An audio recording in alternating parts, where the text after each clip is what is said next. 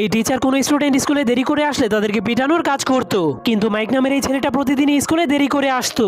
এজন্য একদিন টিচার সিদ্ধান্ত নেয় সে আর ওই ছেলেটাকে স্কুলে ঢুকতে দিবে না, যার কারণে স্কুলের বেল বাজলেই টিচার জলদি করে স্কুলের গেট বন্ধ করতে শুরু করে দেয়। কিন্তু তখনই মাইক নামের ছেলেটা একটা বাঁশ নিয়ে দৌড়াতে দৌড়াতে স্কুলের দিকে আসতে শুরু করে, যা দেখার পর টিচার মনে করে মাইক বাঁশের সাহায্যে লাফিয়ে স্কুলের মধ্যে ঢুকে যাবে, যার কারণে টিচার তাকে থামিয়ে দেওয়ার জন্য রেডি হয়ে যায়। কিন্তু এই ছেলেটা টিচারের চাইতেও চালাক ছিল, সে টিচারকে বোকা বানিয়ে আরামসে হেঁটে হেঁটে স্কুলের মধ্যে ঢুকে যায়, যার কারণে টিচারের মনটা অনেক খারাপ হয়ে যায়, কারণ তার মনে হয় মাইক প্রতিদিন শেষ সময় স্কুলে এসে তাকে অপমান করছে।